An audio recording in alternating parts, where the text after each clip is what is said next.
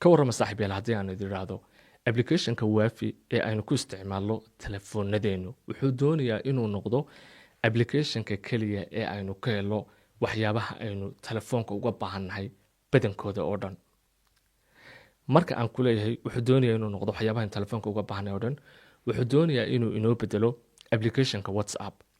adeegyada sida sad, evc plus iyo golis. waxaa kaloo waafi doonayaa inuu noqdo applicationka aynu ka iibsano alaabaha marka aynu internetka ka dalbanayno.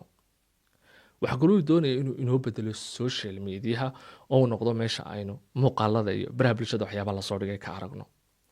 marka aan kuu sheegay waxyaabahan oo dhan si aad si fudud iila fahanto, waxaad u baahantahay inaad isweydiiso maxaa applicationka waafi loo sameeyey, se maxay tahay sirta kala dhaxaysa applicationka waafi wadanka Shiinaha. marka hore waxaanu sir weydiinaynaa balse ay u fududaato waxyaabahana sheegay inaad fahamto ama aad aaminto. waxaan sir weydiinaa maxaa waafi loo sameeyey, se maxaynu hadda u isticmaalnaa.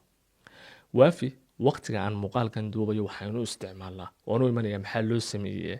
waxaynu isticmaalnaa inaynu lacagaha ka dirno ama lacag inaga laynoo soo diro inagoo waafi isticmaalayna. waafi markaa lacagta waxaa laga dirayaa adeegyada saada, evc pluska iyo goliska, maadaama lagu xirayo haddii aad number hormuud leedahay lambarkaada ku isticmaalayso, lacagta evc-ga kugu jirta ama evc pluska kugu jirta aad ka dirayso ama lagugu soo dirayo. haddaad telesom ama sad isticmaalaysana saadii baad lacagta ka dira ama waa lagugu soo diraya. sidoo kale waqtigan aan muuqaalka duubayo waafi waxaan isticmaalnaa haddii aad leedahay Dar-es-Salaam Bank oo aad Somaliland joogto oo aan anigu joogo, ama aad isticmaasho Salaama Bank oo ka shaqeeya Muqdisho iyo koonfurta Soomaaliya, bangigaaga lacagta kugu jirta ama micnaha dhaqdhaqaaq waad ka samayn kartaa, lacag waad ka diri kartaa, lacag waa lagu dhigi karaa, waad ka akoon kalaad dhigi kartaa, waxyaabahaasaad ka samaynaysaa. so haddaba intaa marka horeba simikaarka aynu isticmaalno ee hormuudina siiso ama telesom ina siiso waynu ka samayn jirna. so maxay su-aasha waxay noqonaysaa maxaa waafi loo sameeyey. si aad ila fahanto sababta waafi loo sameeyey, waxaan doonaya inaynu yar aadno wadanka Shiinaha. balse intaana wadanka Shiinaha aadin, waxaan rabaa inaan ku caddeeyo muuqaalka markaan duubayo xogaha aan kula wadaagayo ma aha xogo aan ka soo daliishanayo ama ka soo qaatay waafi iyo telesom iyo evc plus iyo hormuud. waa xogaan aanu kula wadaagayo. sababtaan kula wadaagayna waxa weeye waa waxa jira, because internetka waad fahmaysaa marketinga iyo kambanigu xagga uu u socdo. so waxaan kuu sheegayaa inaanan waxaan ka soo xiganaynin cid kale markaa oo waxyaaba aniga aan kula wadaagayo. way Shiinaha inuu yar aadna markaa, wadanka Shiinaha waxaa jira application la yidhaahdo WeChat oo ka shaqeeya. applicationka waxaa lagu naanaysaa super app. super app macnaheedu waxa weeye waa application aad u awood weyn oo dhaafay awooddii uu application telefoon lagu shubaa lahaan lahaa. sababta applicationka loogu bixiyey super app wax kale maaha, waa appka keliya ee telefonkaaga Android ama iPhone inaad ku shubato aad u baahan tahay. waa appka aad ka helayso 90% waxyaabaha si guud telefoon looga baahdaba. kow, applicationka WeChat wuxuu leeyahay qayb waxa weeye waa sida evc plus iyo sad oo kale. lacagta ku taala qof baad uga diri, waa lagu soo diray, micnaha lacagtaada maaliyadeed baa lagugu soo diray, waad ku diri, waxbaad suuqa ka iibsan, saasaa loo isticmaalaa. intaasoo kaliya maaha, waxaa applicationka WeChat loo isticmaalaa sida WhatsApp oo kale. waxa weeye dadka asxaabtaada ah ee nambaradaada haya, adigana nambarkooda aad hayso, fariin baad uga diri, way kuu soo diri, sida WhatsApp oo kale weeye. status baad sida WhatsAppka soo dhigi, way arkayaan waxa aad soo dhigtay. fariintaada marka aad qof u dirto iyo marka lagu soo diro waad qarin kartaa cidda arkaysa fariinta inaad akhriday inaanad akhriyin, waad block garayn kartaa dadka. so WhatsAppna waa oo kale, micnaha lacag waad ka dir, waa lagugu soo diray, sidii waad u isticmaalay, sida WhatsAppka oo kalena weeye. intaasoo kaliya maaha, sida Amazon oo kale ama Alibaba oo kale ayaad wax ka iibsanaysaa. waxyaabaha internetka lagu iibiyo dhan wadanka Shiinaha dhexdiisa halkaasaad ka arkaysa, isagaad ka dhex dalbanaysaa Amazon ahaan, dana waa lagu soo diraya. so waxyaabihi aad uga baahnayd 7 application oo kala duwan waxyaabaha aad uga baahnayd bad hal application ka helaysaa. so waxyaabihii loo baahnaa ee telefonka looga baahnaa 90% applicationkaas kaliya ku jiraan. wuxuu leeyahay wax la yiraahdo mini apps oo ah applicationo yaryar oo lagu sii dhex shubayo isaga adigoo aan internetka iyo Play Store aadin, baad isaga dhexdiisa ka helaysaa waxaaba. dadna marka applicationaas waxay gaarayaan waqtigan muuqaalkan duubayo oo aan hubiyey ilaa 4 milyan. haddii aan source-kan xiganayo aanay outdated ahayn oo aanay xog hore ahayn, waa 4 milyan oo application baa ku sii dhex jira isla applicationka. so wad qiyaasi karaysaa inuu de micnaha application 4 milyan oo application ku sii dhex jiraan so applicationkaas waxa laga yiraahdaa wadanka Shiina waa super app waa application aad u baahan tahay oo ay khasab tahay inaad haysato sidaad si maalinle ugu noolaato wadanka Shiina sababta WhatsApp ahaan baa loo isticmaalayaa social media ahaan baa loo isticmaalayaa waxa loo isticmaalayaa lacag in lagu soo diro saadi waxa loo isticmaalayaa in internetka waxyaabaha aad rabto inaad ka dalbato dawladda laftarkeeda isticmaasha oo apps kule oo dawladda xoog ku soo gudbiso oo markay cashuuraha qaadayso wax weeye waa applicationka noocaas haddaba maadaama ila fahantay WeChat oo ah applicationka wadanka Shiina ka jira waxaan doonaa markaa inaynu ku soo laabano applicationka Wafi cidda saxda ee leh ma garanayaan waxaan si ku ogay waqtigan muuqaalkan duubayo saddexda shirkadood ee Hormuud iyo Golis iyo Telesom in ay saddexduba partnership la leeyihiin oo xiriir la leeyihiin so either ama saddexdooda wada leh ama mid kamid ah leh waa say u badanta waa sidaa haddaba applicationkaas waxaa loogu talagalay Wafi in loo isticmaalo sida applicationka WeChat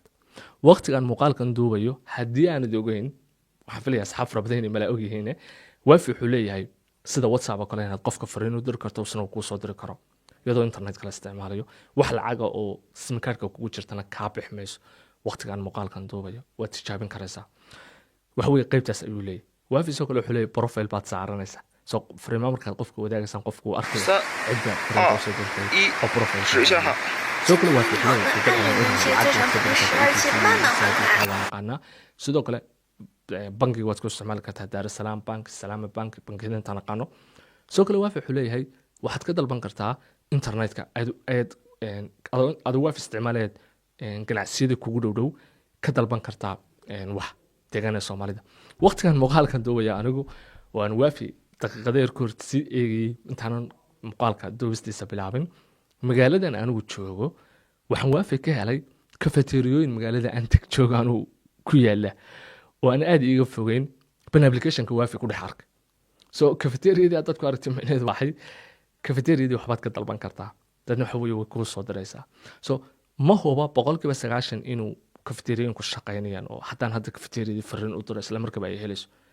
بس ما أنت شايفينها لكن أصلاً جا أصلاً كافيتيريا دي كل حركة وافي وحق سوقاتين الشقيان سو بس إن كافيتيريا ده لا نحكي وافي وحيلا متاعي إني somehow كافيتيريا دي مركب waafiga laga heli karayo oo inta laga la xiriiro lacagta loo dir karayo kadibna marka lagu soo dir karayo wixii lagu keeni karayo soo hadaba waxa weeye waafi wax la rabaa in uu noqdo adeegaas la yiraahdo WeChat balse waxa xusuus mudan waafi ma aha applicationka kaliya ee sida WeChat oo kale inuu noqdo raba waxa jira application kale waxa la yiraahdo Dahab Plus waxa iska leh Dahabshiil ama Somtel waa isla waafi oo kale bangiga Dahabshiil baad ka heli kartaa Dahab baad ka heli kartaa SIM cardka Somtel baad ka heli kartaa Dahab Plusna so waa isku mid Wafi iyo Dahabshiil sababtan Wafi muuqaalkan soo qaato waxay sababtoo ah Wafi ba kan macna dadka isticmaalayaasha ay ku badiyeen waqtigan sababtoo ah saddex shirkadood ee Hormuud iyo Telesom iyo Golis oo saddex shirkadood oo dad fara badan deegaanada kala duwan u isticmaalaan ba shirkadan ayaa Wafiga wada xiriir la leh laakiin Dahab Pluska Somtel oo kaliya xiriir la leh soo meelaha qaar wax laga yaabaa in lagaga awood bato deegaanada qaar oo dad far badan aanay Somtel iyo Dahabshiil adeegyadiisa isticmaaleen hadaba labadan shirkadoodba si wada jir ama labadan aaba Wafi iyo Dahab Plus si wada jir waxay doonayaan inay mid u gaadhaan soo su'aashu waxa weeye ma noqon karaan waxaan doonayaa horta inaan aragtidaada marka xogtan kula wadaagayo aad commentiga kula wadaagto waxaan isku dayi doonaa inaan commentiyada wada fiiriyo inta aan ka awoodo aan ka jawaabo aan arko bal fariimeynaysa waxay leeyihiin laakiin aniga aragtidayda Wafi application ugu macquulsan ee gaari kara hadafka sababtoo ah already shirkadda Hormuud shirkadda Telesom iyo Golis deegaanada ka shaqeeyaan waa saddex shirkadood ee telecommunication-ka hogaaminaya waan ogahay Somtel waliba si gaar ah anigu Somaliland baan joogaa waa isku dhow yihiin Somtel iyo Telesom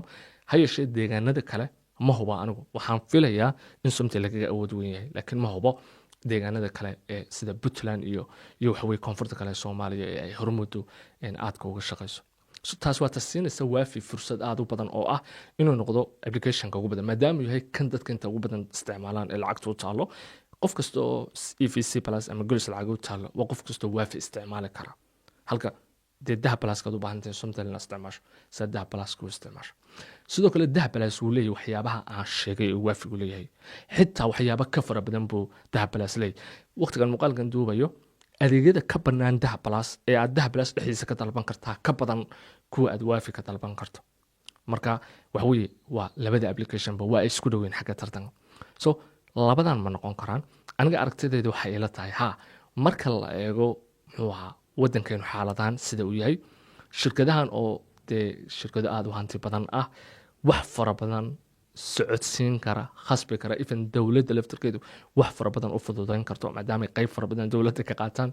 waxay ila tahay aniga mustaqbalka dhow waxaynu arki doonaa applicationadan oo inoo bedela waxaana xitaa muujin muuqaalka dhexdiisa wifi waxa uu leeyahay qayb ay bulsho ugu yeedheen oo ah qayb muuqaala la geliyo oo aad noqonayso si youtuber oo kale oo aad muuqaala gelayso maan tijaabin anigu personally laakiin qaybtaana uu leeyahay markaa waxa weeye dee social mediahii buu maarta halkaana kasoo matalaya markaa marka waxa weeye